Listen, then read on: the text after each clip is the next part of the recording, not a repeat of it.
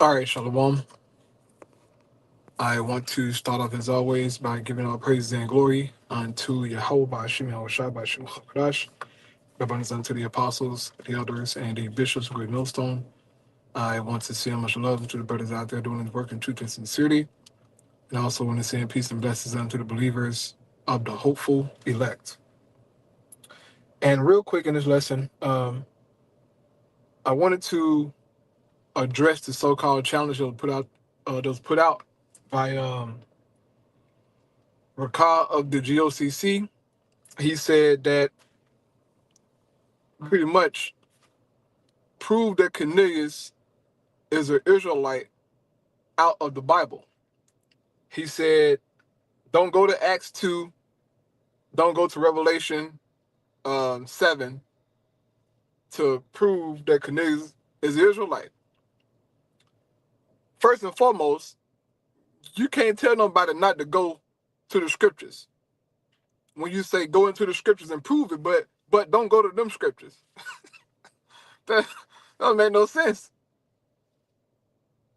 But to prove that Cornelius is an Israelite, that's easy. I can go in Acts 10 and prove that, which I'm going to do in this lesson, okay? And then I'm going to grab what? I probably grab, hold up, what is scripture at?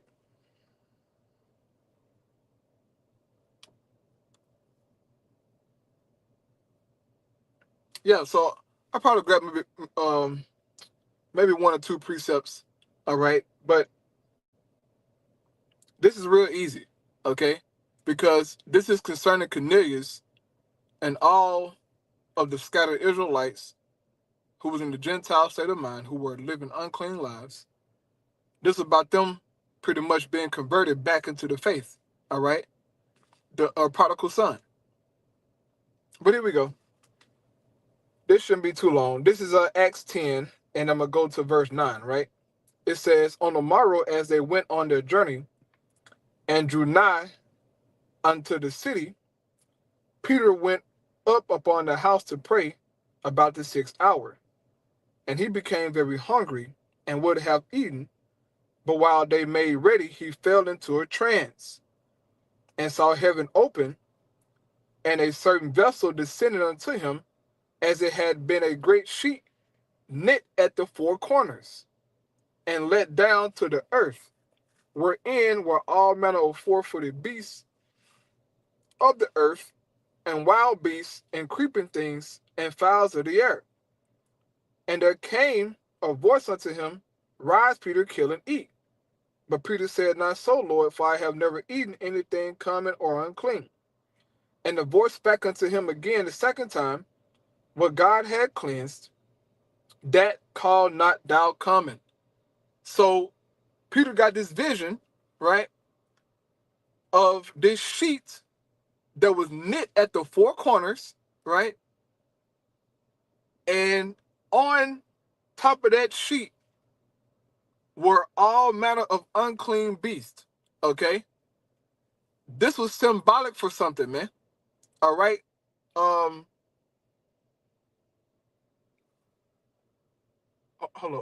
on. What's his name? Bubble-eyed blackfish. Yeah, that was the apostle call him. Bubble-eyed blackfish. Hey, and look, man, you guys are bugged out, man. You guys are bugged out, man. Watch this, right? So it says, and I saw heaven open, and a certain vessel descended unto him, as it had been a great sheet knit at the four corners, let down to the earth. Why did it say that? Why was this sheet knit to the four corners? Deuteronomy 32.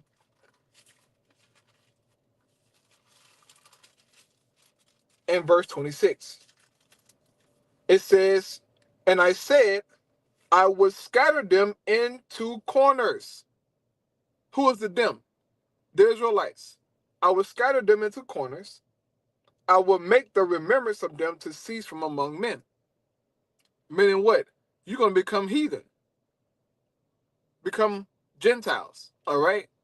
Lose your name. Lose your heritage. Lose your customs.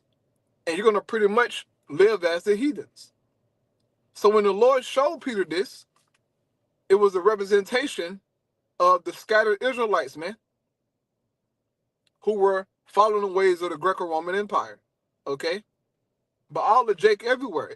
Hey, eventually, this happened unto all of Israel, because all of Israel fell off, man.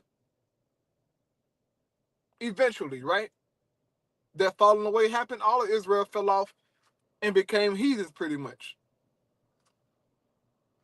So this is really talking about us, you know? It started back then, but Jake fell asleep. As the prophecy said that it would happen unto Jake, right? But the reason it says at the four corners, because it's talking about Jake being scattered throughout the four corners of the earth, bro. We are those unclean animals. Or were those unclean animals, right? But the Lord cleansed us. How do we get cleansed? Through the blood of Yahweh. So this is why in a vision, okay, the Lord told Peter, he says, kill and eat, right? But Peter said, not so, Lord. I've never eaten, right? He says, not so, Lord, for I have never eaten anything that is common or unclean. Common meaning something that is Levitically unclean, right? It's against the law. So Peter's saying, look, Lord, I never ate no unclean foods. But the Lord told him, he says, what? What the Most High has cleansed, that call not thou common. Him killing and eating is him going teaching them, all right? Bringing them the gospel. And that started with Cornelius, okay?